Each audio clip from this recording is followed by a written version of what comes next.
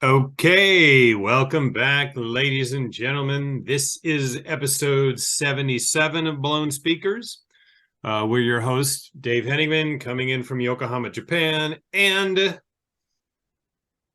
Greg Genco from snowy Buffalo, New York. snowy Buffalo. So are you guys digging out from the storm? Is it still storming or what? We're dug out. No, the blizzard stopped a few days ago, but the snow is melting. Yeah, it's one upside of climate change with the big temperature swing thing. It was like about 47 degrees today, so Wow. things are thawing out, but there are unbelievable snowbanks and mounds of snow around. So yeah, it was a real disaster. I mean, for us, we were lucky we didn't my family and we didn't lose power. We weren't impacted so negatively. But some people lost power, were really inconvenienced, and unfortunately, some people died. Over 30 people. So yeah. I read about it. Very serious and tragic weather event, but we're okay. Not to get too, but yeah, those are the facts. Well, on a lighter note, I suppose, and moving towards today's material, yes. Right? So I kind of see this as the first in a long series, perhaps, of episodes we're going to have to uncover, I don't know, put together what went down in Cleveland, Ohio, right in the mid 70s, surrounding Rocket from the Tombs, that later became and the bands surrounding them, the Electric Eels, the Pagans, the Mirrors, etc. And the members from this band that went on to be Para Ubu, the Dead Boys, etc. Right? So it's something I don't think we could fully get our heads around in one episode. We're going to have later Para Ubu episodes, a Dead Boys episode, I think we should do.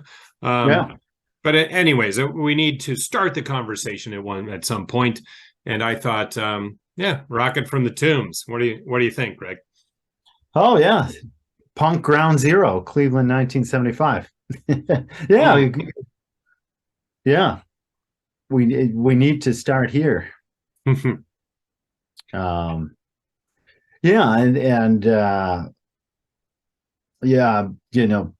story of Peter Lochner too, an artist in his own right. But yeah, I think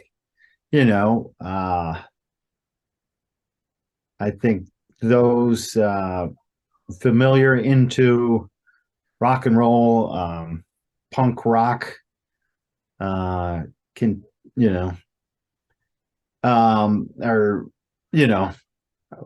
familiar, know a fair bit about CBGB's New York, but the music that was happening around the same time in Cleveland is ignored, overlooked. Well, earlier, I think we could fairly say earlier, right? Well, I think with what was going on with television and Patti Smith, New York Dolls, of course, were already going. Yeah. Well, because it does, for a while, it felt like it was omitted, like this Cleveland scene was omitted from the history of punk. Judging from Please Kill Me, right, where you go from the Velvets, in New York, then you go to the scene surrounding the Stooges and MC5, right, in Michigan, and then you kind of leapfrog back to New York for the late 70s, right? Mid to late 70s, right? And of course, the Dead Boys are mentioned in that book because they moved to New York and became part of that scene. But Para Ubu is not even mentioned in that book. If I remember correctly.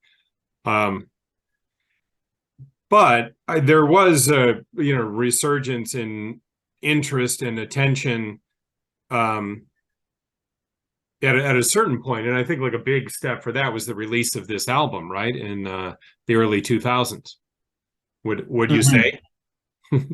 Yeah, yeah. And and then well you mentioned to me earlier this evening that they then reformed the surviving members, and they toured because you were Hmm. chatting with our friend Will Oldham, Yeah. Bonnie Prince Billy, and he saw we who we saw in yep in that was in Yokohama, right? Yeah, it was Yokohama thumbs up, right? I have the flyer here. Um, Thumbs up, right? It was just a little place, right? It had Mexican yeah, food and everything. That was so great that he came um there, right? Because he was playing a much bigger place in Tokyo, but he yeah, it was me, you, Paul, and Mayumi, I think. yeah.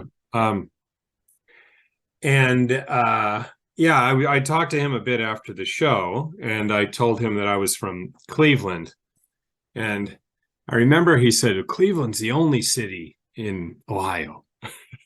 So I don't know if because he's from Louisville, and I don't know if they have a rivalry with Cincinnati or something, but Yeah. for whatever reason, yeah. Bonnie Prince Billy said to me, Cleveland's the only city in Ohio. And then he and then he said that he had just seen the newly reformed Rocket from the Tombs perform. And he said it was kind of presented as it had kind of a carnival vibe to it. And he said that David Thomas was ripping tickets, at the door as you went in. Like David Hmm. Thomas greeted you. So Wow. sounds pretty cool. Yeah, yeah. Yeah. I'm a little jealous of that. Yeah, I would have loved to have seen them. Um, yeah. I mean, at any time. I said that, yeah, that would have been great. But yeah, so I mean, who got to see them at the year zero, ground zero, when when they were, you know, putting the music together? It would have been amazing. Mm. At the Um, at the Vikings saloon. yeah.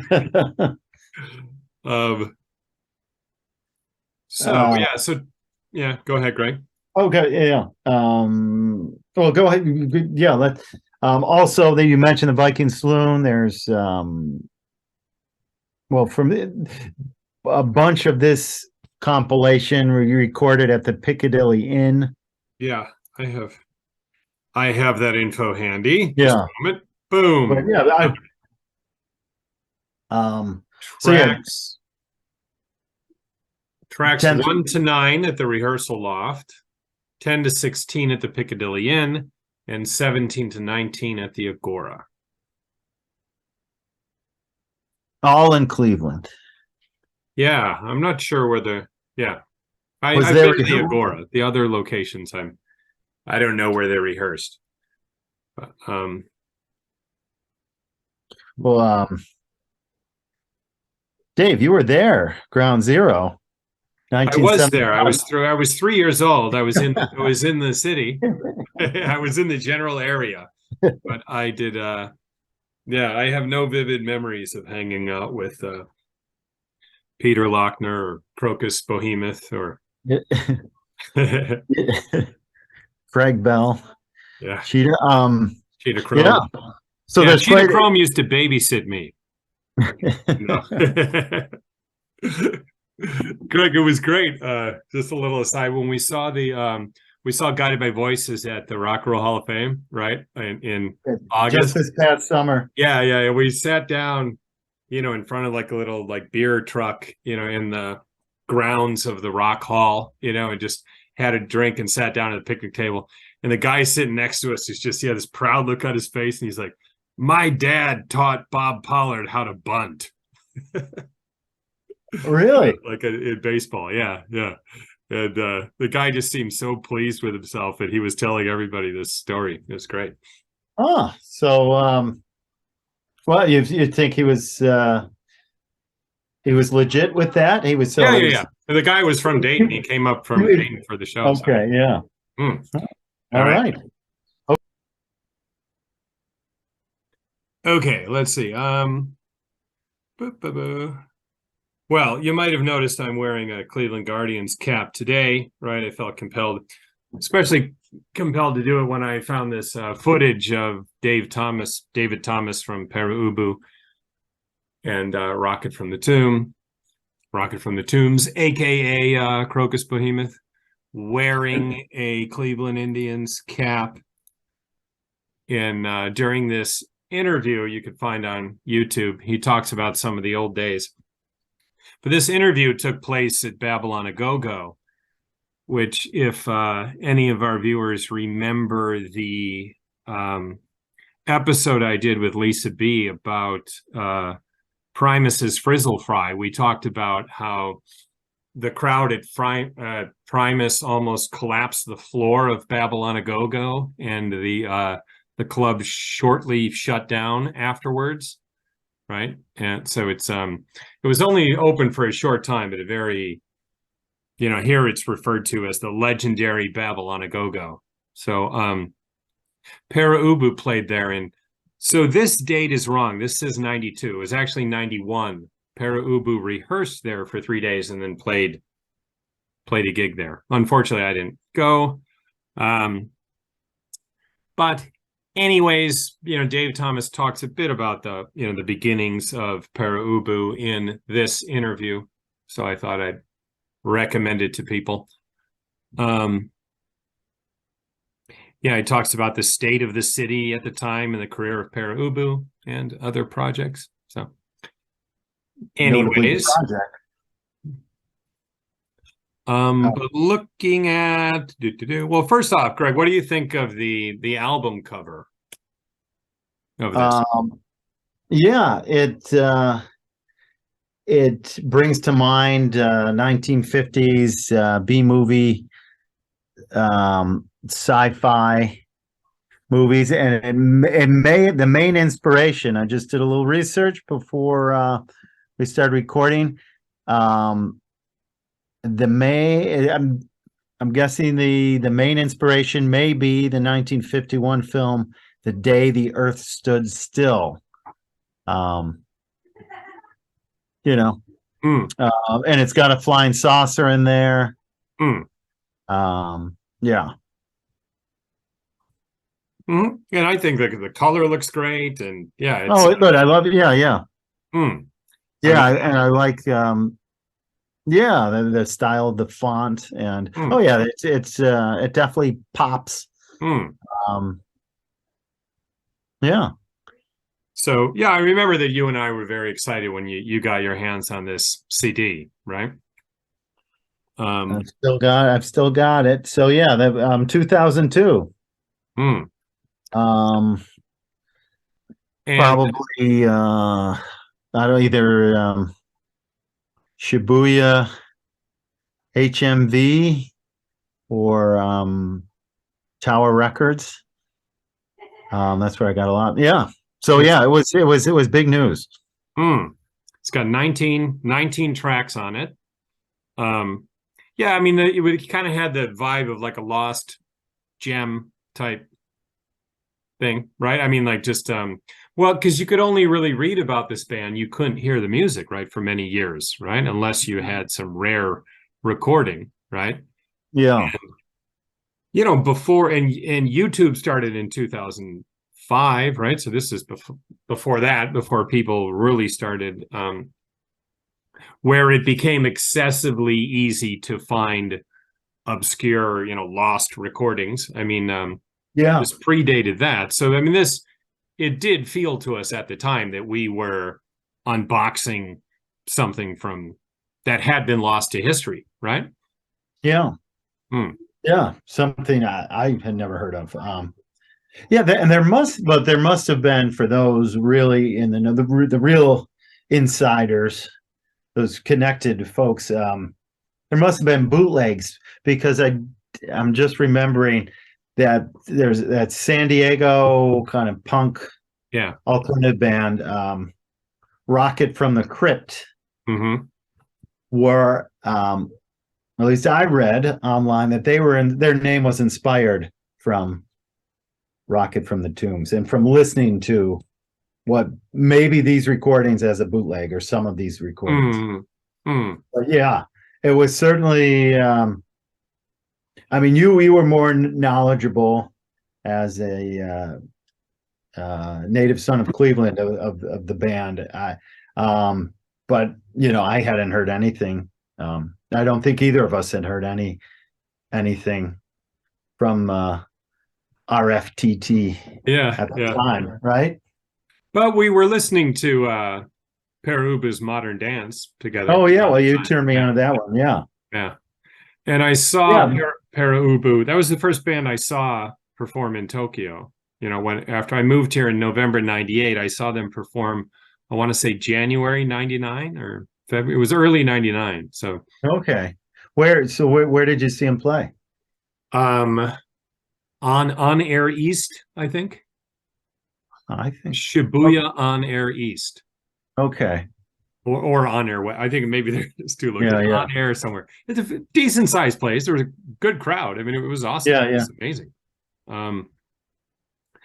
But yeah, so there's a lot, there's a lot to learn. Like as we've said, when you start getting into, reading about Para Ubu, Rocket from the Tombs, you find yourself just going down a lot of different rabbit holes. So it's you have to kind of maintain focus, right? Yeah. It's a struggle to maintain focus because We'll try. the story is going off on all different tangents, and but for our purposes today, we're going to try to introduce this album to the uninitiated to some degree. What do you think, Greg? Yeah, let's try. Yeah, and try and keep focused. So what we were just talking about, that it was like 3 different recording sessions. I didn't realize how clearly it's listed here. So I didn't need to make that other slide. It's listed here, right? So recorded at the rehearsal loft, tracks 1 to 9, right? Probably in the flats, right? I mean, I'm just throwing it out there. But they yeah. Yeah, I'm not sure the location of the loft, but it did seem like they spent a lot of time downtown, right? Yeah. And it was during a time where there wasn't a lot going on downtown, right? Yeah. And in the book, Rip It Up and Start Again, so we'll get into this more later with Para Ubu. I mean, there's talk that one of them, they had access to a building downtown and they just started living there, right? Like they weren't squatting. One of the families owned it, but it was during a time where people were not going downtown for recreation, right? It was Cleveland was kind of in a tailspin at that time, right? And probably a fair amount of white flight. Yeah. We're less than 10 years removed from the river catching fire, right? Which Cleveland has still not lived down, right? So yeah, there was not a lot happening downtown, but these guys were, spending time downtown, rehearsing, playing out to small crowds, honing their craft to some degree, right? Is that your understanding of it? Yes. Yeah. Yeah, and I think of that video, and I don't know the specific quotes from Rip It Up and Start Again, but David Thomas talks about how they're kind of shaped by that landscape and that kind of this space, industrial space that is not being inhabited by their contemporaries or the other people. That they have some freedom there, they find some creative space there, and yeah, and I guess a nice backdrop for them. Yeah, I haven't exactly located the connection, but I feel there has to be a connection between them and D.A. Levy, the poet Oh yeah. who was active in the mid to late 60s. Really one of the godfathers of the zine, like he really started that kind of zine culture. Yeah, I remember you. Yeah. When did you read the book on him? Ages ago, and I don't have it handy. It's at No, what I do have handy. Hold on one second. Let me go to the records. But Sonic Youth wrote a song about D.A. Levy, right? Greg, it's Flowers Crack Concrete is the name of the song. Yep, Dave, you're right there. Yep. Yeah. New York City Ghosts and Flowers. Yeah, New York City another and Small Flowers Crack Concrete. Wait, is that no, it's is it Never Mind? What no, Greg, it's the Flowers Crack Concrete. That's the song. With a rather was the chorus effed up in Cleveland. Yeah, effed up in Cleveland, which they played. Greg, you remember they played when we saw Sonic Youth at oh really? Yeah, Akasaka Blitz. Anyways, I feel it's some extension of that vibe, right? Because D.A. Levy, I mean, I think he wrote a lot about that, like being in a dying city and how that was affecting his, how it was affecting his poetry and whatever, his thinking. And he was kind of a, hot shot, like in the poet world. Like people were really trying to get him to move to New York or San Francisco. Like two different camps were telling the guy, like, you got to get out of Cleveland, right? But he had this connection to it where he just wanted to stay, right? And he would do readings in coffee shops where he would get in trouble for profanity. What's the word I'm looking for? Bad words? Yeah, but I mean, what would be the legal term for that? Offensiveness, profanity, profanity? Public lewdness or something. It's something like it, but he would get in trouble. Like they'd take him to jail, right, for reading poems and stuff. And really? Yeah, and Allen Ginsberg came to Cleveland to try to help it out. Oh, really? Like, he had this kind of, national support. But I don't know. So, but anyways, he died very young, and it was very, very sad. But I somehow feel that Rocket from the Tombs is a connection of that to some degree. Like I don't, and our guy Lochner had a similar fate to D.A. Levy. Like I don't know, maybe I'm just drawing parallels, but there is some kind of similar vibe between D.A. Levy and Rocket from the Tomb. Maybe something to explore. Yeah. So next, when we have Thurston Moore on Blown Speakers, yeah. I think he's gonna know. He's gonna have some info. Yeah. So all right. Yeah. Okay, focus. We got to focus. Yeah. But see, Greg, I'm telling you, man, just talking about this band, it's just more and more things open up, right? The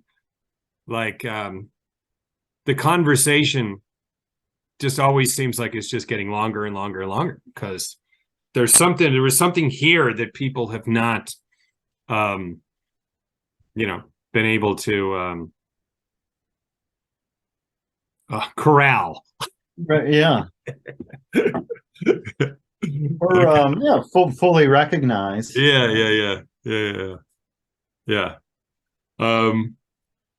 Okay, but anyway, so there were 3 different locations it was recorded, and okay, we have 4 different singers, and these are also laid out here too. Okay, so that's nice. So we know who's saying what track, right? So I feel like I could usually recognize David Thomas's voice, but he does have sometimes he uses a certain register where he sounds a bit different than usual, if you know what I mean.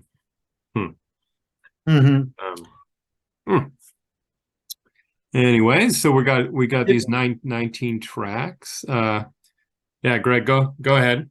Well, here's the main personnel on the record on this compilation.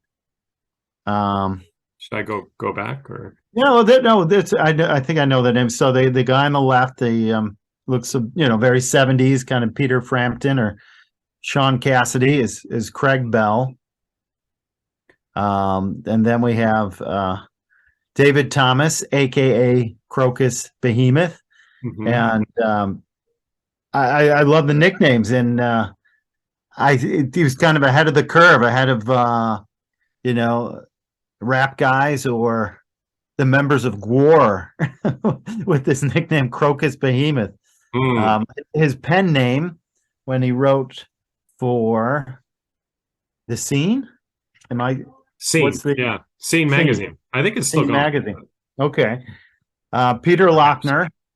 No nickname for Peter Lochner, but very talented singer-songwriter you referenced before, and a real creative force, a leader in this the burgeoning rock and roll scene in Cleveland of the time. A real champion of DIY, doing it yourself, creating your own music. And then we have Johnny Blitz, right? Johnny Madansky, the drummer, doesn't sing on anything but the drummer, and then future member of the Dead Boys. And then here's Cheetah Chrome, real biological name, government name, Gene O'Connor, but the great nickname Cheetah Chrome. So yeah, this is the lineup for this collection, for everything, I believe, for this collection.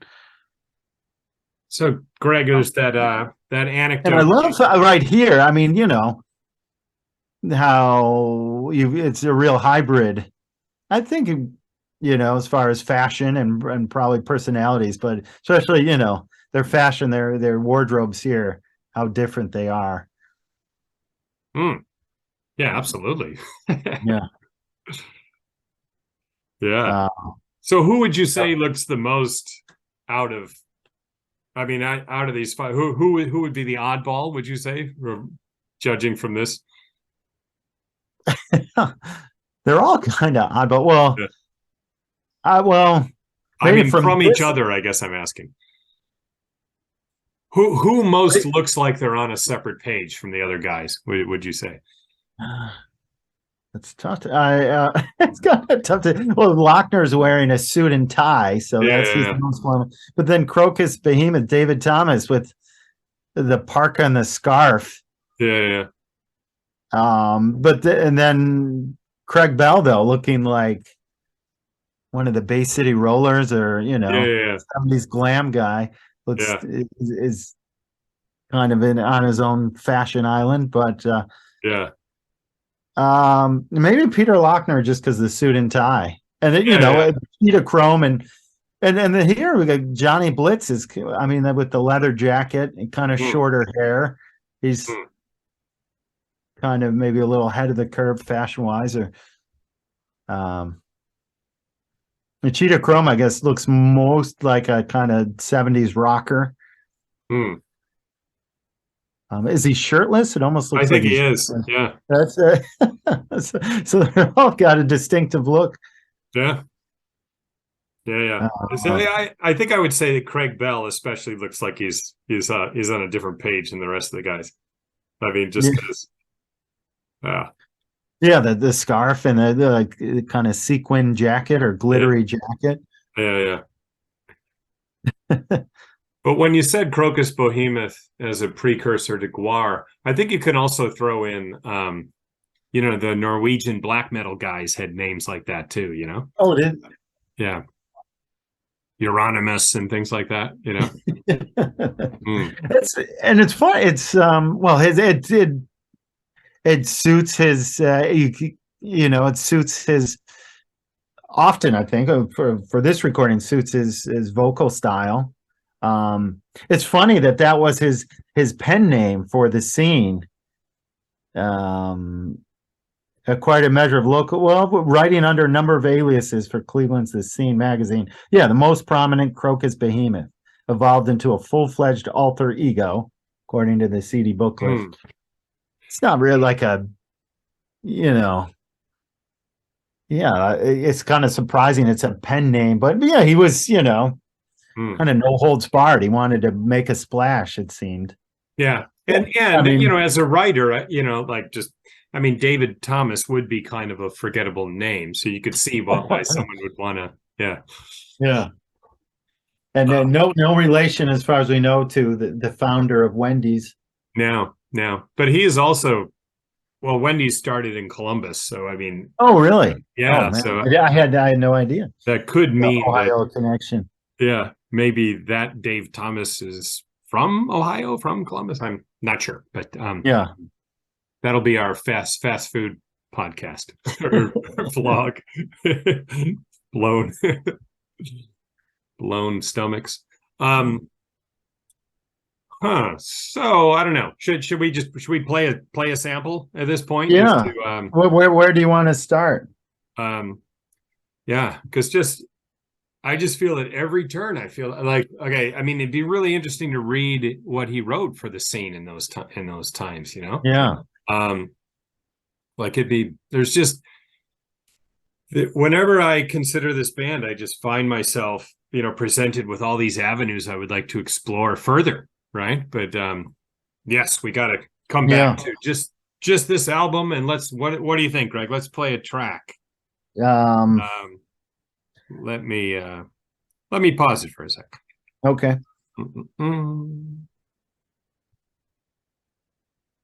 Okay, so we're gonna listen to track 3 on the album. Greg, what's the scoop on this track?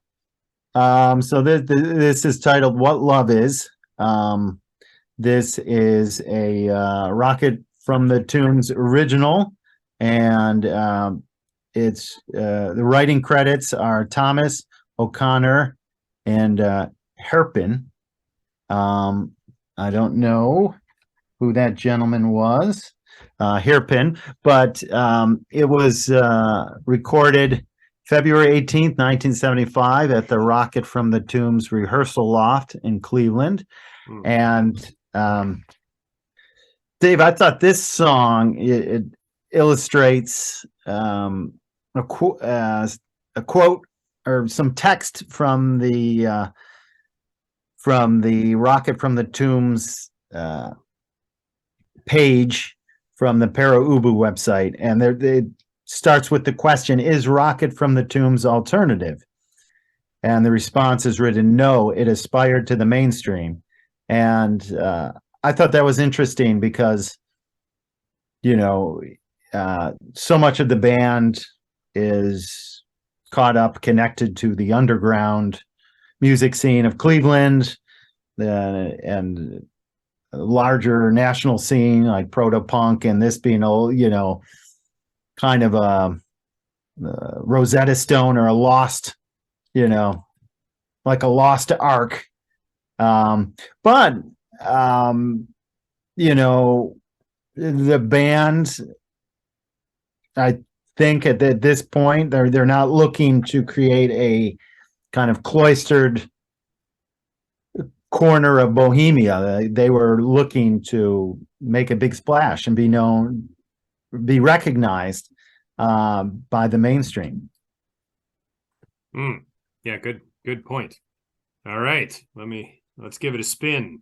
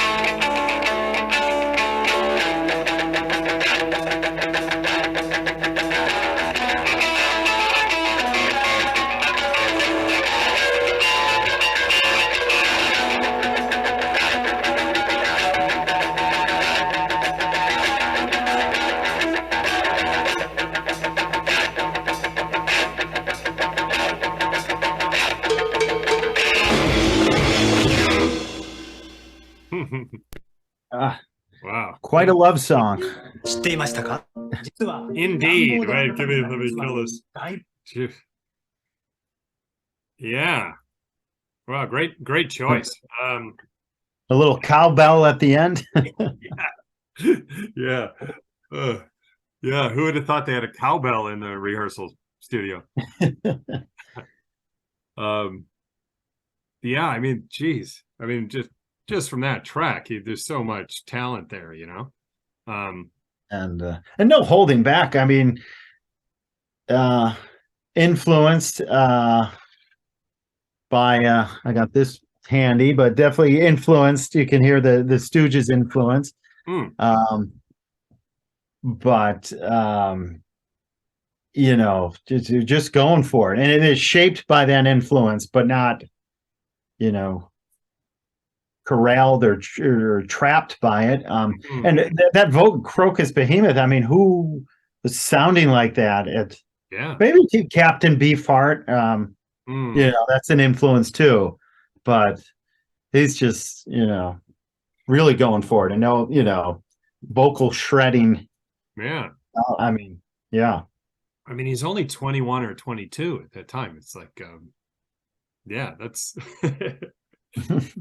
I mean, if you just rehearsal space, we don't know where that is, but if you just like overheard that coming out of, you know, the building next door, you'd be like, what are those guys doing in there? You know, I mean, especially pre-punk, you know. I mean, yeah. I mean, they're definitely upfront about their Stooges influence, right? Because they open and close the album with Stooges song. Of course, it wasn't originally constructed as an album, but yeah, right. It does open and close with the Stooges, and they do a Velvet's cover. But you know, I hear a bit of Black Sabbath Paranoid in that song. Yeah. Oh yeah. That's a good. Yeah, sure. Yeah, that's a good point. Yeah. And yes, totally. Yeah. It's very much. Yeah. So they're pulling, you know, they're kind of just pulling a lot of cool influences together. I mean, even though they're so young, I guess they have the ability to see who they should be influenced by, right? I mean, he's pulling from very valid sources, or I should say they are pulling from very valid sources to create what they're creating, right? Right. Yeah. Yeah, I think so. Huh. But at the same time, doing it their own way. I mean, that intro is kind of experimental, and you can kind of hear sounds which developed more in Para Ubu, you know. But it's kind of a weird little intro, you know. Yeah. And I do think it's similar to the intro from Non-Alignment Pack, right? That starts off the Modern Dance, right? Where it sounds like they're tuning up, but it also sounds like they're just progressing towards something, and it's got building, a little bass, yeah. So I remember when they performed that in Tokyo, just that because it kind of has that kind of slow building intro into an explosion, right? But they started doing that, and the crowd all immediately recognized, oh, this is Non-Alignment Pack, right? And you could just feel like people, you know, getting ready for the explosion, you know. So it was cool. It's cool. I mean, it's cool to see it so early in the previous band, you know. Right. Yeah. Yeah. And it's interesting then that Peter Lochner was in Para Ubu for the beginning a little bit. So maybe his guitar sound contributed to that.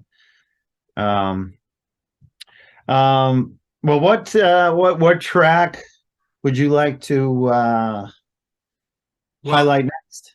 Well, before we move on, Greg, who do you? I mean, that guitar solo is amazing, right? That comes in toward the end, and so we don't know if that's Cheetah or Lochner, huh? Or do you have a theory? Or I think, yeah, I think it's Cheetah Chrome because he's the lead guitarist, and that's.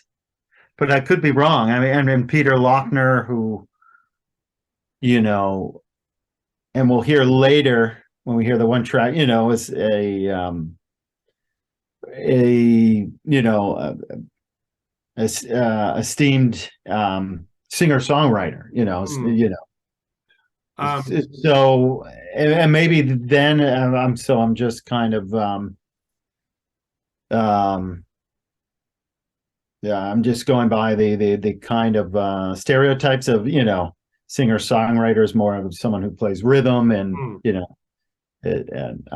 but I think that it fits more the style of a lead guitarist, which was Cheetah Chrome. Okay, so Cheetah Chrome is so they do have those titles that he is the lead guitarist, and so maybe I think so, but yeah, that makes sense. Well, what you're saying makes sense. I was just yeah. It's a badass solo though. I gotta yeah. Yeah, well, we'll open it up to our viewers. But that's my understanding, but it could be a misconception. Okay, all right, let me get back into some of these images. That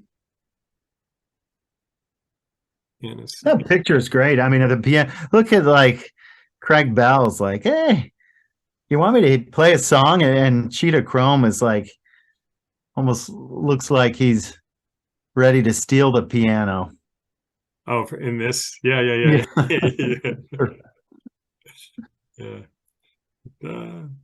Okay. Wait, but we need to. So there's some confusion we have with because so the members that we just named is referred to as the classic lineup, right? But then if you look, I mean, these are the pictures on the album, and it's different guys, right? Yeah. So you could clearly see David Thomas, right? Yeah. Yeah, but when we were talking about this earlier, we were a bit okay. So these are the 5 we mentioned. Okay, yeah, but when you get into these guys is where we're kind of confused, right? Yeah. Greg? Did you? Yeah. It almost looks like this one guy looks like Neil Innes from the Bonzo dog band. But so according to my research, there one of these guys is Kim Zonneville, who was buddies with David Thomas. He later became, as a comedian, went by the name, or maybe it's his original name, Charlie Wiener. Became Glenn Hatch and Tom Clements. But then there are 4 guys. Let me hold on one second. Let me, and I'm just referencing the brief history from the Para Ubu page, the ubuprojects.com. The original band was a continuation and promotional project for The Scene, weekly tabloid that Thomas wrote for. The band was comprised of Thomas, bassist Kim Zonneville, later comedian Charlie Wiener, guitarist Glenn Hatch, and Tom Clements on drums. Okay, so those are totally different. Yeah. And and then there's one other guy. I don't, so those guys, I think when David Thomas met, well, and Peter Lochner's there too, but he met Peter Lochner, and then they met Oh wait, maybe one of these guys is Craig Bell though, but it doesn't look one. Maybe one of these guys is Craig Bell. I mean, If you you would want just think from these photos here, they would use the most relevant. Okay, but all right. I mean, this is the back cover of the CD, and it's the yeah, five guys we've already yeah, identified. We've yeah, successfully identified. So it's the yeah, inner sleeve that has this completely different group of people, right? yeah. Well, and so Not completely. I guess my question, if you go back, Dave, go back to the picture with the one guy in the cape. Yeah. Yes. Yeah. So, I mean, we've got David Thomas, we've got Peter Lochner. Where's okay, Lochner's on the right here. All right. Yeah, with the newsboy cap and the shades. Yeah. This guy, and he, that English musician Roy Harper, or is it? And the Zeppelin has that song "Hats Off to Roy Harper." That's who this guy looks like. But he is either Kim Zonneville, Tom Clements, or Glenn Hatch. The guy in the cape, he looks pretty cool. And he is either Kim Zonneville, Glenn Hatch, or Tom Clements. I'm wondering if this guy in the hat in the back is Craig Bell. Maybe. Could be.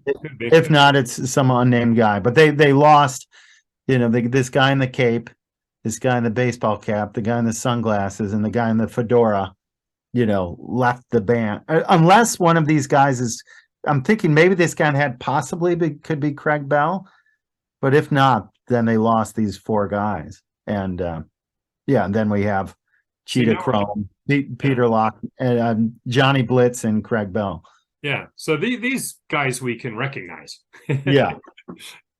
Even though they all look like they're from a different era of music.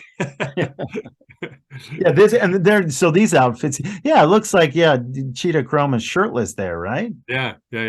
Again, so it seemed like he did the denim jacket, no shirt look. Johnny Blitz showing off the midriff with the cut off t-shirt. Yeah. I love that ashtray there. Isn't that like I don't know, maybe around 1985 you just didn't see ashtrays. I mean, well, ashtrays kind of went away, but you used to see a lot of those, right? Yeah. In office buildings. This I love this picture. What's that? I love this picture with David Thomas sitting down and with the shades on and looking pretty cool. But what it kind of makes me think of? The remember the movie My Bodyguard? My Bodyguard. Well, I mean, it rings a bell, but that was a classic for me in I was like 10 or 11, 9 or 10. And the guy, rich kid, goes to a public school. Martin Mull is his father. He has to go from that's a Cleveland guy, Martin Mull. Oh, okay. Martin Mull plays his dad, and this guy has to go. This young guy has to go from like exclusive kind of private school to local public school, and then Matt Dillon plays the bad guy, the bully, the main bully who beats him up, and the guy he befriends, who he becomes his bodyguard, and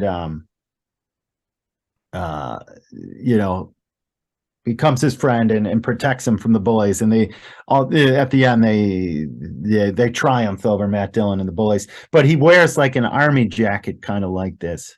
It's kind of like a Doctor Who, the 70s, right? He's got the no, you're talking about David Thomas right now. Yeah, with the scarf and that green jacket. It's kind of Doctor Who had a long scarf, right? And Lochner looks like early 80s, doesn't he? Like yeah. Right, with the short hair and the suit. Yeah. Shorter like hair type, member of the Jam or something, right? Sunglasses. Yeah. Well, I think we've illustrated the point that to some degree we're confused about the line. We can identify the five guys, but when these other people start showing up, it gets we would welcome.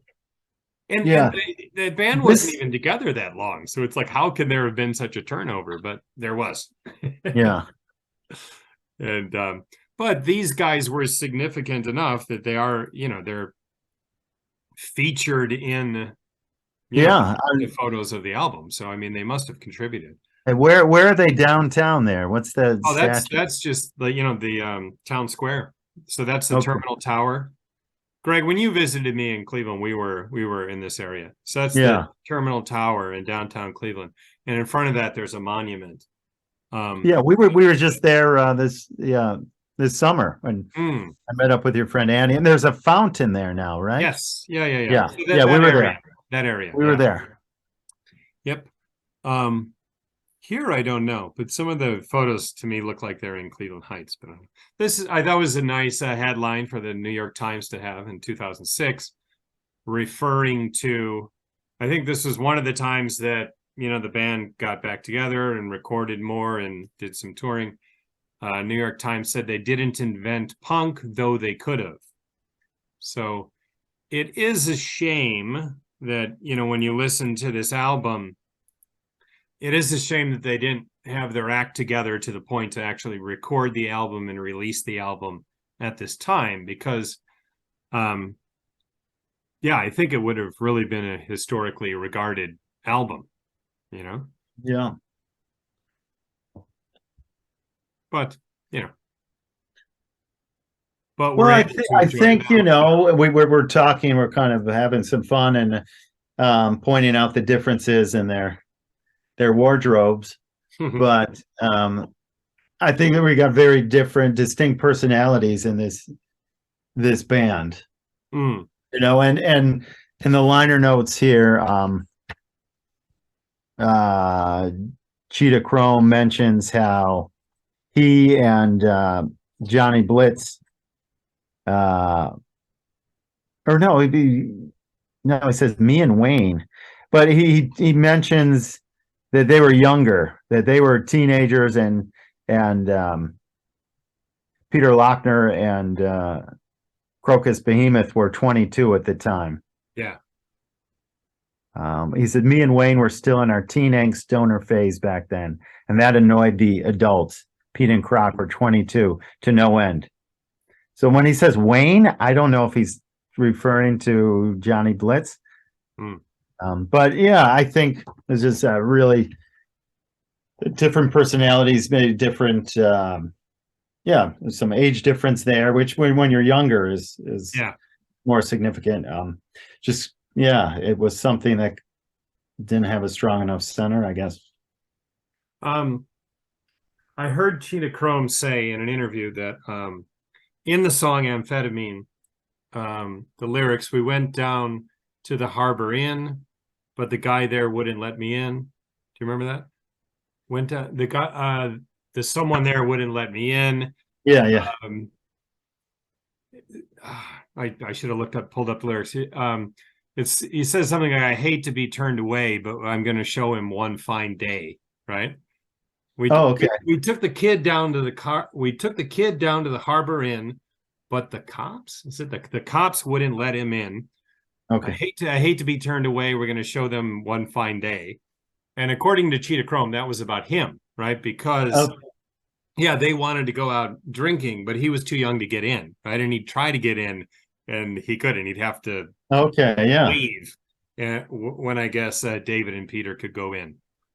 So he's the guitar player in the line, take the guitar player for a ride, I guess. Could be. Cheetah Chrome. Yeah. Oh, because maybe that relates to the infamous taxi ride you talked about when Craig Bell was driving a taxi, and he picked up Cheetah Chrome, right? Mm-hmm. Do you have that story handy? Yeah. So, and again, referencing the CD booklet from the Rocket from the Tombs collection, Craig Bell remembers, after I returned from the Army in 1974, I took a job driving a taxi in Cleveland. I took a call to go down to one of the worst tenements on the west side one evening, and as I pulled up to the building and outwalked one of the weirdest guys I had ever seen in my life. He was dressed from head to toe in a silver suit and silver boots, with long, bright red hair and chrome aviator sunglasses, although it was about 9 o'clock at night. He hopped in the back seat and told me to take him to Twiggy's, trendy at East Side Bar. Once we arrived, he fumbled around his pockets to pay the fare, came up 10 cents short. I told him not to worry about it, and we both went our separate ways. Some months later, when I was asked to audition for Rocket from the Tombs, it was my first introduction to Gene O'Connor, aka Cheetah Chrome. We all ended up at a coffee shop afterwards sometime. Something had been bugging me all the time we've been playing together. Finally, over a cup of coffee and some get-to-know-you conversation, I looked Cheetah dead in the eye and said, "Hey, you son of a bitch, you owe me 10 cents." So, I guess he couldn't drive. Maybe, so Craig Bell picked him up. Took the guitar player for a ride. Yeah.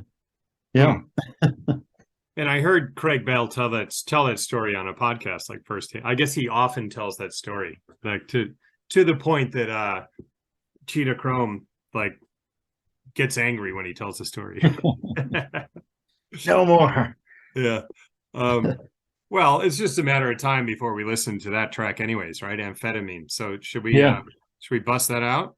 Sure. Yeah. Okay, Greg, what's the lowdown on this track? Okay, so we're going to listen to Amphetamine, which on the CD collection is track 14. It was recorded July 24th, 1975 at the Piccadilly Inn when Rocket from the Tombs were opening up for television. Peter Lochner persuaded to come to Cleveland. According to the booklet here, it was television's first outside of New York City show. Wow. And so this song is you'll hear it, a real departure from what we heard before, what love is, and kind of the typical Rocket from the Tombs sound. I mean, this really highlights that, Peter Lochner's skill as a singer-songwriter, his singular talent as a solo artist. It's interesting too, because I read that he really idolized Tom Verlaine, right, from television. So that he would bring them to Cleveland, and then Rockets would open up and then he would perform this song, I mean, it had to feel like a moment, like, okay, I'm showing these guys what I could do. Right. Yeah. Let's check it out.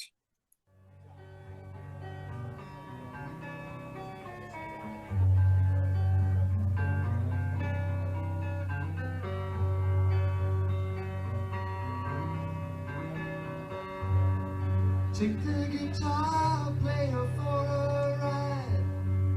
He's never once been satisfied. Thinks he owes some kind of debt. It'll take him years to get over it.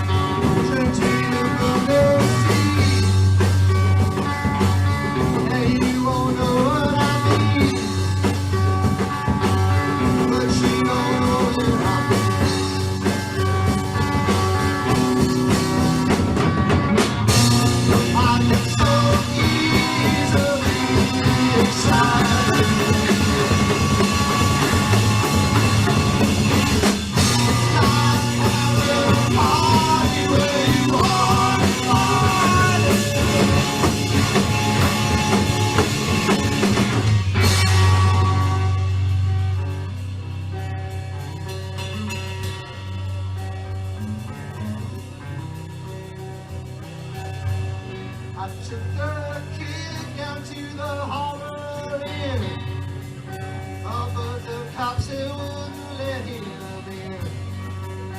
But he's used to being turned away. gonna show them one fine day.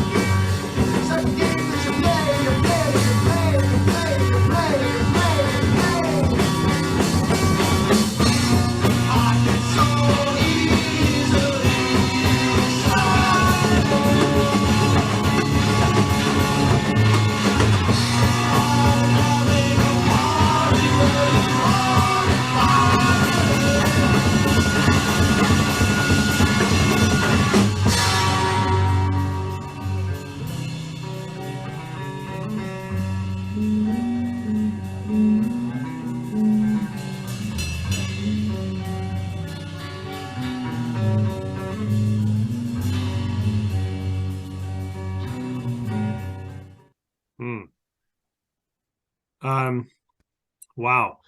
So we heard that part there, right? It took the kid down to the Harbor Inn, but the cops wouldn't let him in. He's used to being turned away. He's going to show them one fine day, right? So he's talking about Cheetah Chrome. Yeah. Where did you? Yeah, that makes sense. Where did you? It was on a podcast. I should have written these all down, but that was Cheetah saying it himself. Yeah. Yeah. Back on that. Oh, that's cool. It seems. And what's the Wilco song? Is it Misunderstood? I think it's Misunderstood. Being There, I want to say. Yeah. Yeah. Where he takes that line, yeah? Take the guitar player for a ride. He's never once been satisfied. He thinks he owes some kind of debt.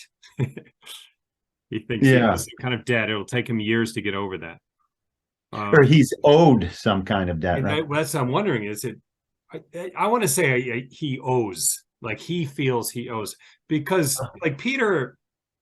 Again, I'm speculating. I'm sure we could look if it's owed or owes, but I mean, he obviously had some kind of I mean, he had issues, right? He had some, right. Oh yeah, self-destructive urges, right? Oh yeah. Yeah. So I don't know. What do you think? That is he saying? I thought he was owed some kind of debt, like he's got a chip on his shoulder. Or like everybody owes me something because I'm a hot guy. Yeah. Yeah. I guess if he's talking about Cheetah Chrome, maybe that's how he feels about him. Yeah. But he could be talking about himself there too. Yeah. But it's. I was just saying, it's kind of like he's creating the genre of alt country right there. Yeah. You know, I mean, the Stones obviously. Pardon our dog. The Stones obviously, you know, and other bands incorporated like country and then ballads and then, you know, with rock and roll and louder, you know, kind of the quiet loud. But it really sounds, I mean, Wilco, I mean, Jeff Tweedy borrows the line and I think the melody for that tune, but I can, like so many alt country bands seems like it's gonna have that kind of sound, or like Paul Westerberg, you know, with the Replacements and his own solo work. But yeah, I see, you know, kind of, I hear that as a very influential piece of work, and it's but then again, it's I mean, well, the title, you can see the Lou Reed influence, Amphetamine, you know, it's taking, I don't know how many other songwriters or bands would, you know, name this song after a drug. But it started such a pretty melodic intro, and then they really do rock it up in the chorus. And then so it's, I don't know. Yeah, I really see that as an influential piece on became alt country. You know. And I'm also fascinated with the line, I get so easily excited. It's like having a party where you're not invited. So I think you could look at that like two ways. It could be like you're having a party, like you break into a space and you're having a party kind of idea. Or it could be or it could be that, you organize the party's going on, but um You're somehow not you didn't welcome, invite yourself. Yeah. Like or you're not you welcome. Like you organize it, and then yeah. with your favorite people or the people you aspire to be Yeah. with as peers, but at the end, you're not welcome, or you're not invited. You're not invited. You're still distant from everyone there. It's Which to me is in line with his self-destruction, I guess. Which I should, I forget the details of his death, but I mean, I know he was, what was related to pancreas, right? So just heavy, drinking, right? I mean, he was only right. Yeah, I think he 4. basically, drank. I think kind of drank himself to death, but drug use as well. Mm. But well, there's, well, I don't know. Yeah, I think we can when we. So, here. Well, I thought we were going to bring this out later, but here's the article written by Richard Hell. Uh-huh. This is from his book Hot and Cold. Okay. So he wrote a feature for a magazine. But here he says, here's a quote from his, I think Peter Lochner's his wife or girlfriend, Charlotte Pressler, told me, "You've got to really work hard to have acute pancreatitis at the age of 24, directly alcohol related, and a lot of other drugs too. I mean, codeine and alcohol in massive amounts. This is known to be very bad for a person," and he knew it. So, very self-destructive. Well, rest in peace. Yeah. But we can, I think yeah. And he was good friends with Lester Bangs, huh? And he also wrote for Cream, right? Yeah, definitely good friends with Lester Bangs. Yeah, and I think he did write for Cream. Yeah. So the literary references, I think we were talking about off camera, but I mean, 2 of the guys in the band were writers, right? Yeah, and Crocus Behemoth was his David Thomas's pen name, which I thought for this scene. But yeah, and Peter Lochner, and I hope we would do a future episode where we look at his solo work. He wrote a song about Sylvia Plath. Mm-hmm. So obviously, well read. And Baudelaire. He has a song called Baudelaire too. That's right. Yeah. So yeah. So yeah. Bright kids. So yeah, that's what's that? Just bright group of kids, Yeah. Yeah. So yeah, that kind of with him. So Baudelaire, Sylvia Plath, both poets, right? Mm-hmm. So he must have known D.A. Levy, right? Yeah. I mean, at least be familiar with his work, right? Yeah. I think Levy didn't make it into the 70s, so I don't know if he would have known him personally. But okay. When did he die? I want to say 68. Or we could. Oh, okay. I thought he did. We could do a quick check of that, but it might even. Yeah, I want to say he didn't. No, we'll just check. We'll check next time I pause it. But so all these literary references. All right, you got the the poetry, and then literature stuff going on, and the what they're pulling from the Stooges and the Velvets and Black Sabbath, perhaps, and I think, certainly, and hold your thought though, Greg. I want to know what you were going to say. But what I said earlier about David Thomas just being a big TV fan, right? Like he loved comedy. He loved The Honeymooners and Jackie Gleason, right? But he was also a fan of a local Cleveland guy named Ghoulardi, who would, had a show where he would show older horror movies, like probably The Day the Earth Stood Still, etc. And mixing that with comedy. So did you guys have a show like that in Buffalo, like some kind of zany guy who would show movies? The closest thing I can think of is really more like Mr. Rogers. Well, the local weatherman, Tom Joles, had a kids show. He was Commander Tom. He would dress up in this kind of military garb, but fun military garb, kind of like Sergeant Pepper. But he would show, it was a morning like cartoon show, as I remember it. So not as adolescent or teen or PG-13 or as you're saying, Well, I need to know more about it, but I know that David Thomas was a big fan of this TV host named Ghoulardi, right? Yeah. Who was the guy that when we were doing the Thor episode with Dave Hill? Yeah. Also native son. And he was on the show, the guy from New Jersey.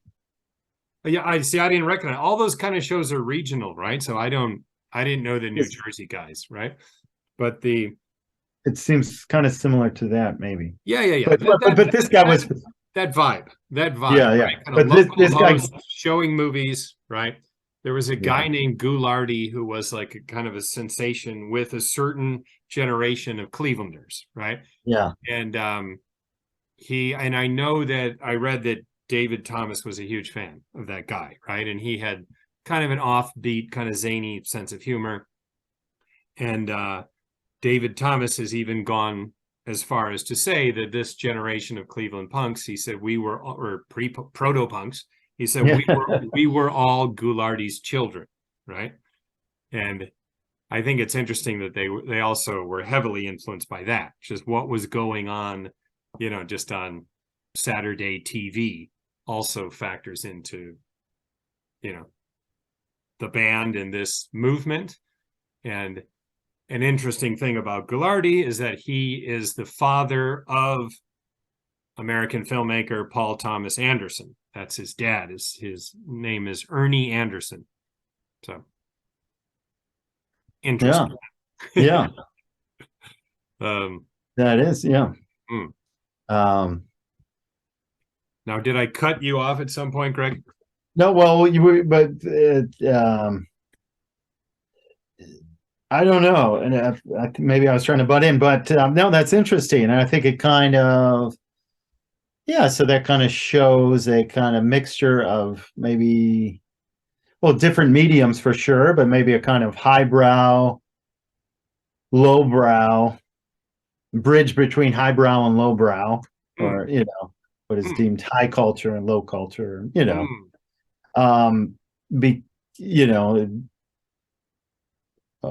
sci-fi movies, horror, TV, kind of medium for the masses, or the literary reference. Well, we mentioned they were both writers, David Thomas and Peter Lochner, and their song here, original composition, Final Solution, again referencing the liner notes. So maybe what would be referred to as a highbrow literary influence. Final Solution was written by Thomas as a response to the Sherlock Holmes mystery, The Final Question. Then again, maybe Sherlock Holmes isn't really highbrow, but it's literature. Anyways, he said, I had the flu and I was reading Sherlock Holmes between bouts of fevered hallucination. All I could think of for what seemed like days was that if there's a final question, there's got to be a final solution. Over the years, there's been much speculation as to who the song is about.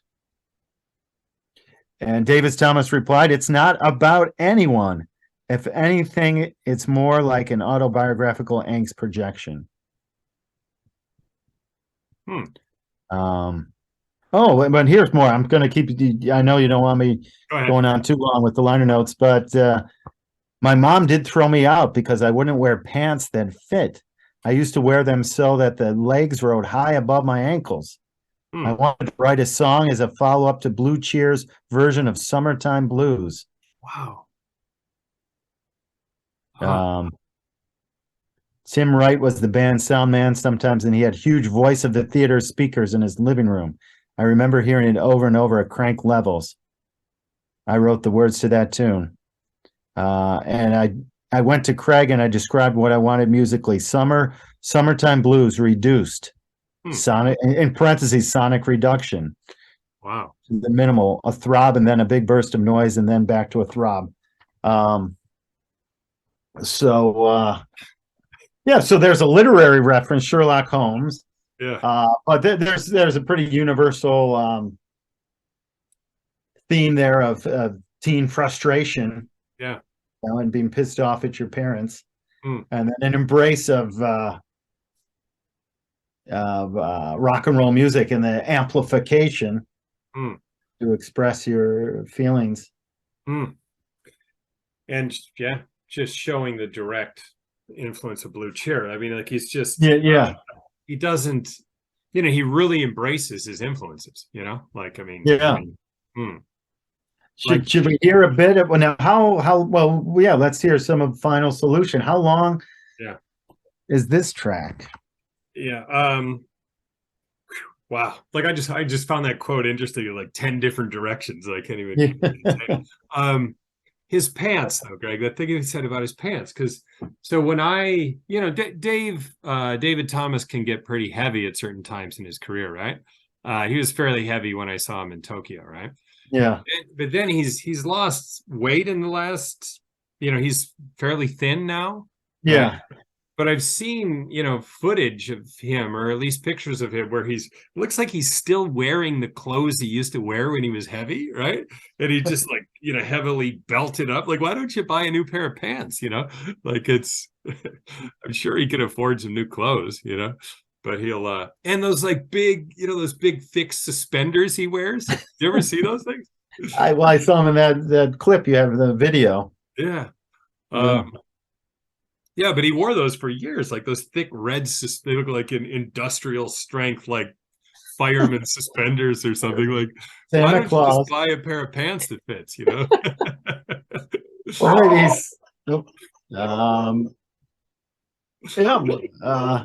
Up and there's my dog. Maybe being indignant and, you know, response to not wanting to, he took so much. Yeah. Well, he took some heat from his mom, and but or wait, what was the quote of the? He's just wearing short. He's wearing short pants, like just to piss off his mom, right? Yeah.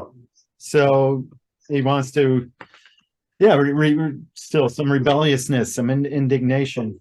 Why don't we pause for one moment? Sure. So we can calm my dog down. Sure. All right. All right. All right, Mr. DJ, tell us about this track. Okay, so we're going to hear track 12, Final Solution, which was recorded July 24th, 1975 at the Piccadilly Inn in Cleveland. And as we talked about just a little while ago, this song was David Thomas was inspired to write by reading Sherlock Holmes' story, The Final Question. Is it? Sorry. I just had it right here. The response to, yes, The Final Question, Sherlock Holmes mystery. And also, he was inspired by a bout of the flu and fevered hallucination. All right. Final Solution.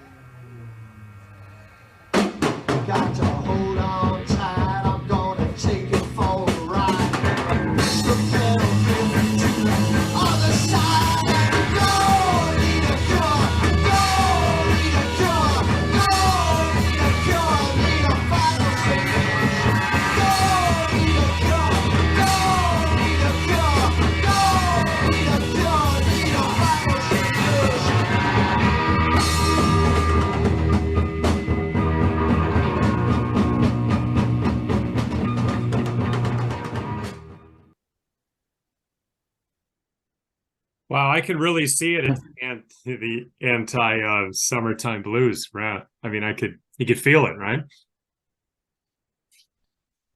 Yeah. Wait, anti-summertime blues? Well, what did you say? How did you say its relation to anti-summertime or whatever? It's the negative answer Or to no, summertime blues. no, he said I wanted to write a song as a follow-up to Blue Cheer's version of Summertime Blues. Hmm. Um, Well, I meant and he wanted that volume. Hmm. Well, but he does say Summertime Blues reduced, sonic reduction to the minimal, a throb and then a big burst of noise and then a back to yeah. So I guess kind of modified. It has some of the structure to summertime blues. Yeah. Yeah, and I guess kind of, and he Lyrically. does. I mean, it's fun in the lyrics, and I should have said before too. This song's sung by Peter Lochner, even though it seems the lead writing, the lead writer is David Thomas. And Lochner doesn't get a writing credit on that. Huh. It's Thomas and Bell, but. You know, in the lyrics, he's talking he references the things he said, the quote in the booklet about his mom giving him shit about wearing pants that don't fit. Yeah. And then he says that I want a sonic reduction, which then he totally develops into the song Sonic Reducer.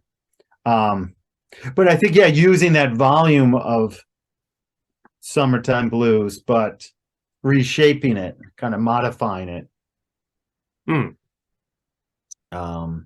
I would say the anti, because I think when I was just trying to say like a more negative version of summertime blues. Negative meaning like the narrator is further away from summertime happiness, I guess is what I'm trying to say.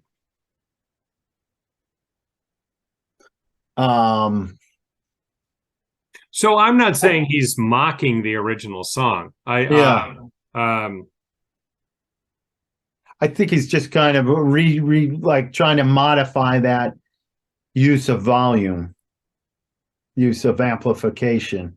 And that's a sonic reducer, sonically the sound they have. So Greg, in this interview, the guy on the left mentions to him that, okay, so the song Final Solution, so of course it becomes a well-known Peru song, but also Craig Bell, when he moved to Connecticut and started a band called the Saucers, they also do a version of Final Solution, which I've never heard. So kind of two of the members continue on with the song. Okay. And this guy mentions here that Peter Murphy from Bauhaus does a version of it, and so does Living Colour did a version. Oh, really? Yeah. Those are two unlikely bands to cover it, I think. Yeah, which was new at the time of this interview. It should be 91. It's listed as 92, but okay. Yeah. But I think the Living Colour was from 1990, their second album or whatever. Or it might have been a B-side, or whatever. Yeah. But yeah, David Thomas said he bought it, but he hasn't listened to it yet. He's like afraid to listen to it or something. I don't know. It was kind of which one? The Living Colour version. I think. Yeah. So yeah. So there's something about that song that's just has struck a chord with people that people continue to cover it. I mean, I don't know what other covers there's been since the early 90s, but yeah. It's built all their songs. They have great builds, great, and that one too. It's building, kind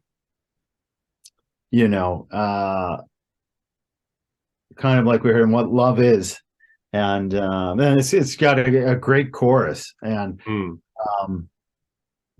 for me, the definitive version is the Modern Dance on Peru Ubu's The Modern Dance. Okay. See, I forget. I haven't listened to I haven't listened to it recently, so I forgot it's on there. Yeah. Well, we'll have that'll be for a whole nother episode. Yeah, that's a great record. Um, and I like that Peter Lochner takes the lead vocal on that. But it sounds like David Thomas is coming in for the chorus.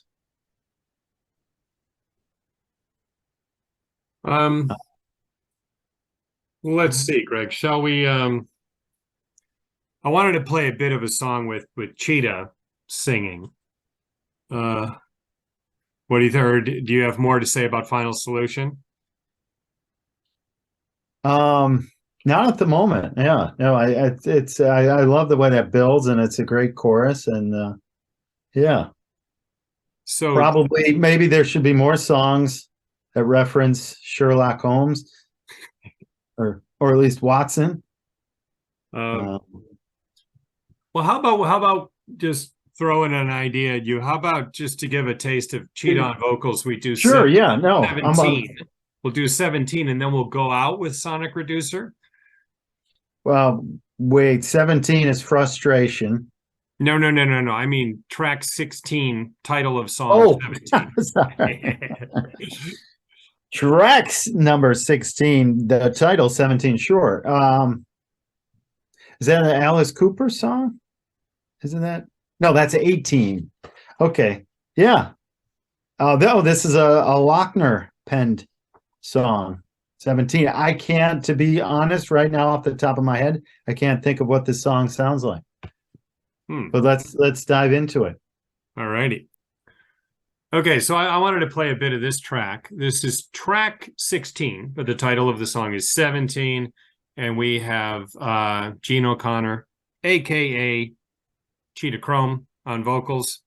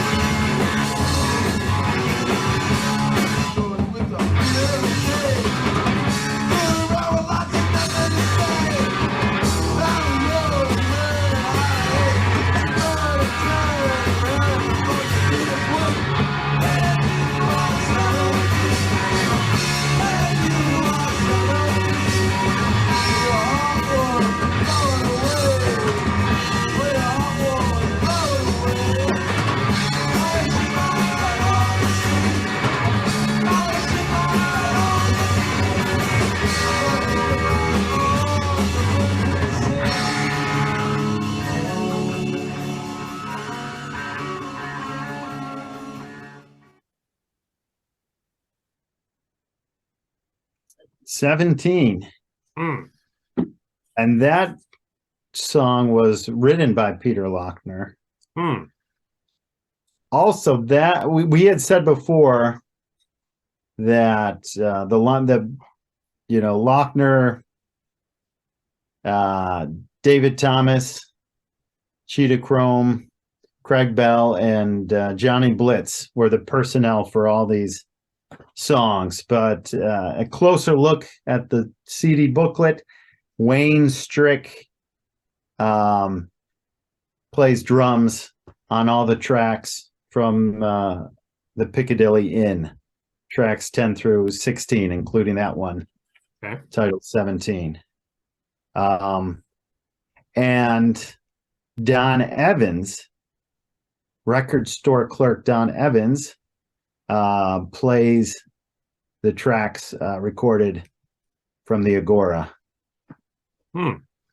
But yeah, that was quite a rocker, and yeah, the pretty solid vocals from Cheetah Chrome. So that feels like a Blue Cheer influence, also, huh? Oh, we've got one moment. Can I borrow this real quick? Can I borrow that? Yeah. All right. Hi. Hey, Nolan. Hi. Just borrowing the power cord. All right, there you go. All right, now.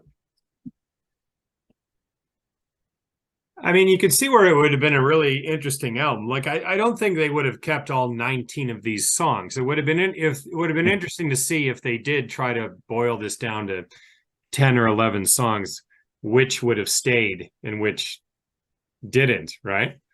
So, like, 30 Seconds Over Tokyo and 17 on the same album, like it's quite a wide array of stuff, Right. Oh, yeah. Yeah. Yeah, I think if they wanted to make a more cohesive album, they would have made, I think, some decisions. 17 could have easily been like a radio song. I mean, if it had the proper production. I mean, doesn't it feel like a Kiss song or something like that? Yeah. It's I think so. Yeah,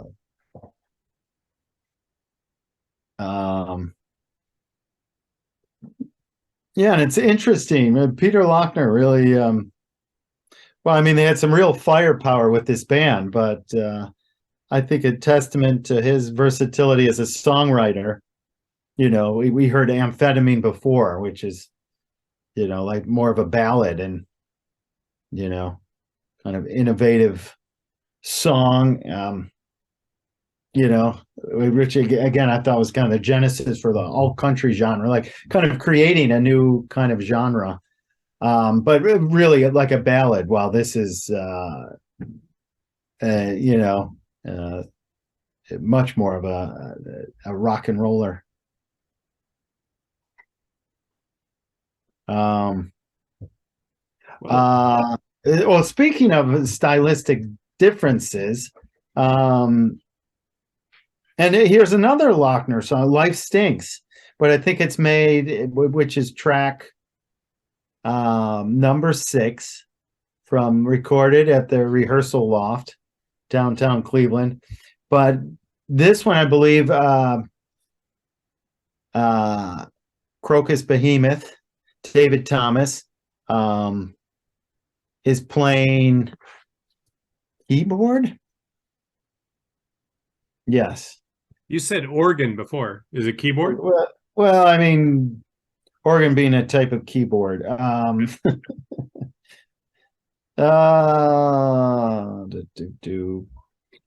this is one that survives into the Ubu days, right? It's life stinks, I need a drink, right? It's that's also on the Modern Dance, right?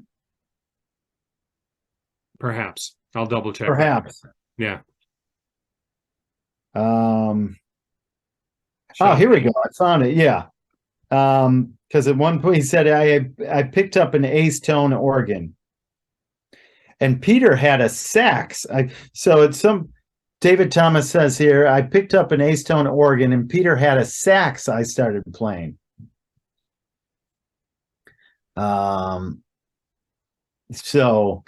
I don't know if we hear any sax on this, but we definitely hear it. So I think that's the A-tone organ he's talking about on Life Stinks.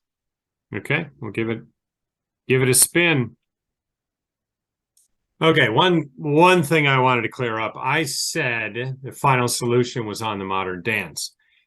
And I think it is on my version of the Modern Dance. I'm not sure. I can't find it. But I have a Japanese version.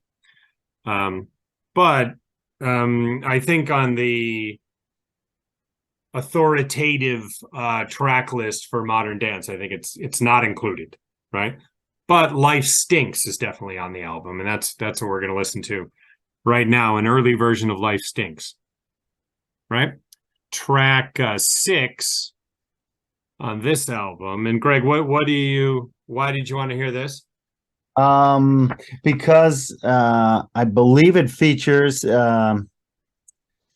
David Thomas on Ace-tone organ, and yeah, it's another Peter Lochner written song, and so it just shows a different sound for the band, and I think it highlights Peter Lochner's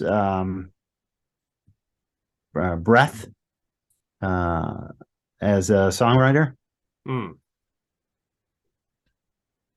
It's a good, if I remember, it's a good showcase for David Thomas as a singer too, right? This song. Yeah. All right, give it a spin. Oh, did you want to add something? No. All right, let's do it.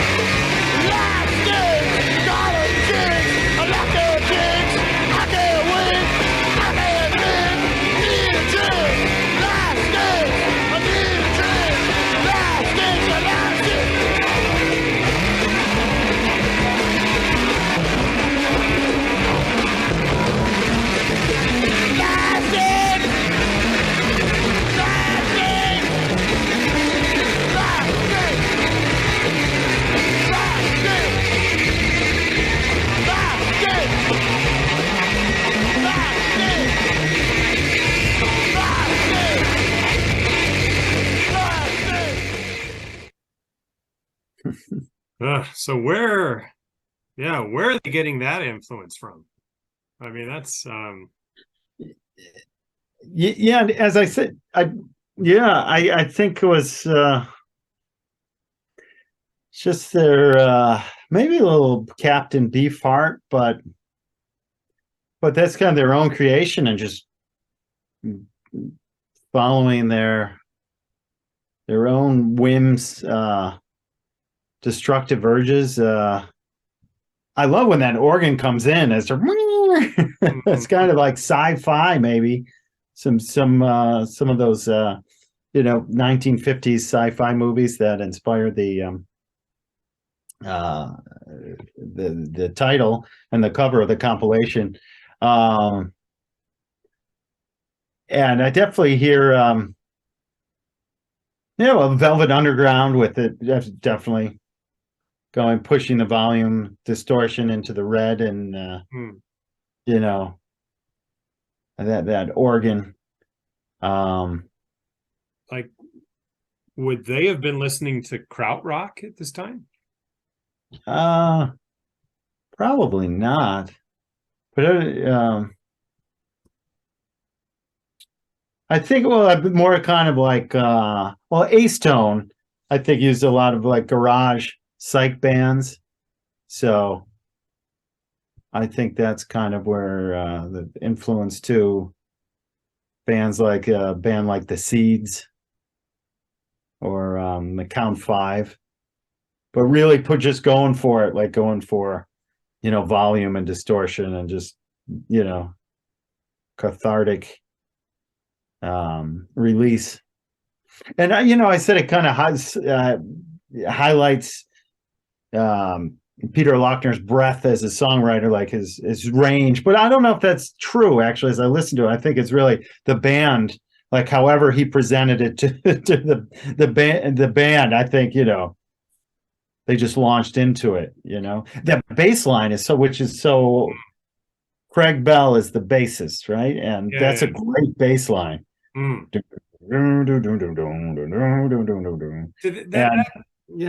kind of made me think of krautrock to a degree, like just how one thing would hold everything together. Maybe, so I don't know though.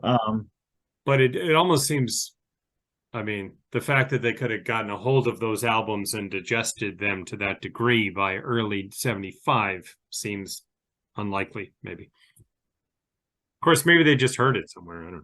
Yeah. Or happened upon that style, independently. But I'm thinking more kind of psych garage with the organ sound and the Velvet Underground and Captain Beefheart. And then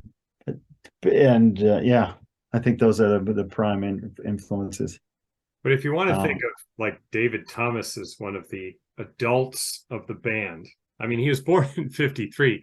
This is early 75, so he's probably still 21, like would turn 22 later in the year, Yeah. Young guy. I got to hit one more quote from the booklet. Cheetah Chrome says the shows were usually pretty intense. Crocus, David Thomas, could work himself into a pretty good frenzy back then, occasionally doing the gator, rolling around on the floor wearing that judge's robe or graduation robe or whatever the hell it was. Peter used to say some pretty off-the-wall stuff, leaving the audience shaking their heads. Not afraid to just do what they wanted to do, follow their muse. Judge's robe is that's a nice touch. That's a nice touch.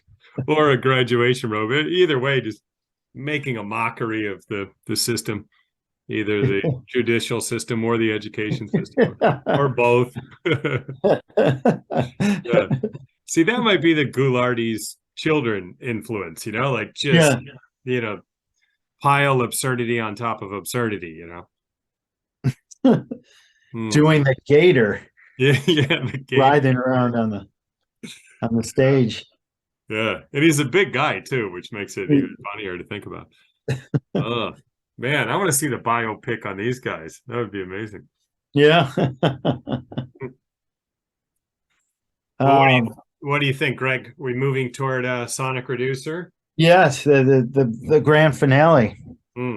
I did want to drop that quote David Thomas told The Guardian in 2015, and I've heard him say something similar to this in podcasts.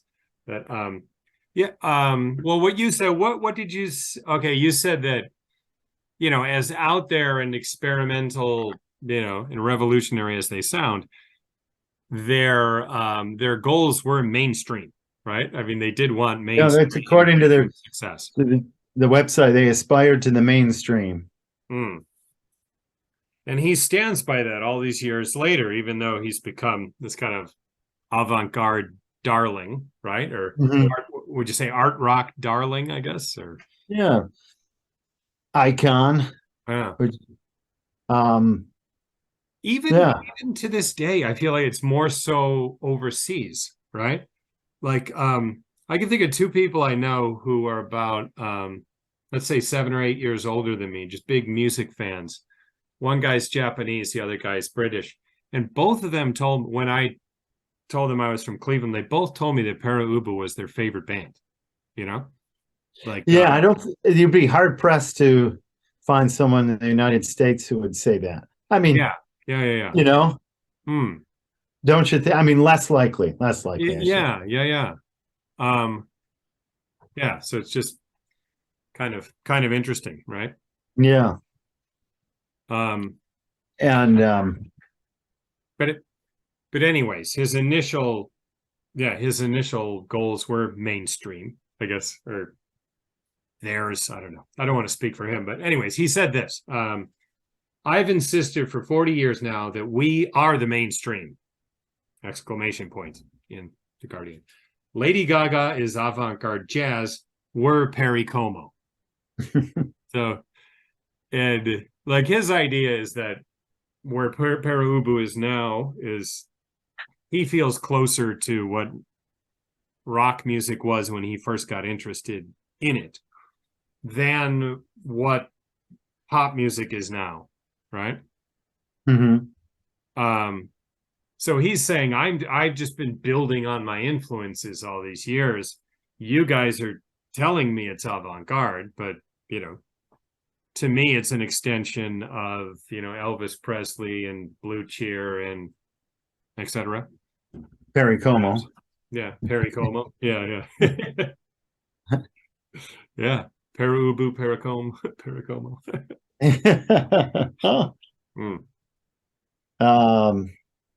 Yeah.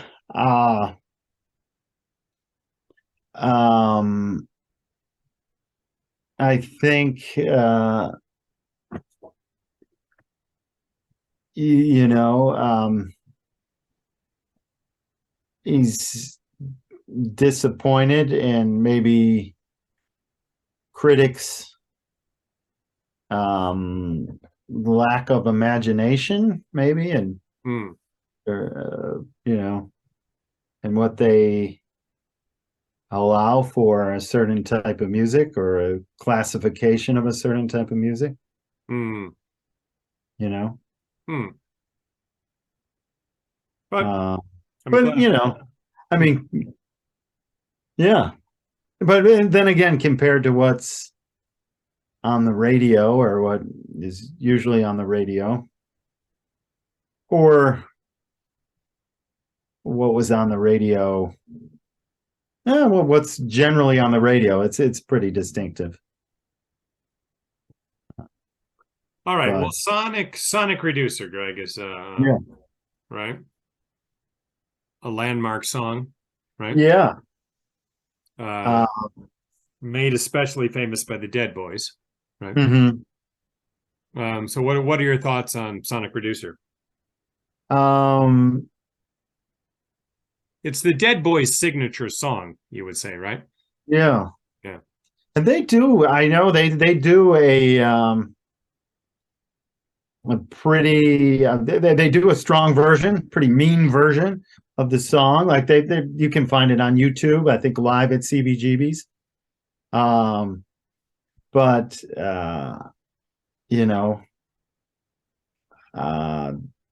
this is the original, and I like how it's quite an epic tune.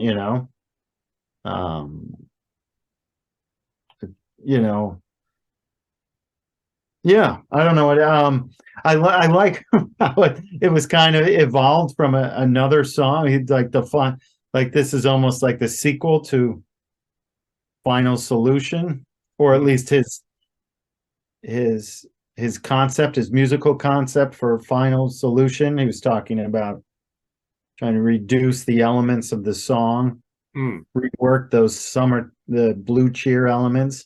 Hmm. He's big on writing sequels, right? So maybe I should call Final Solution a sequel to Summertime Blues.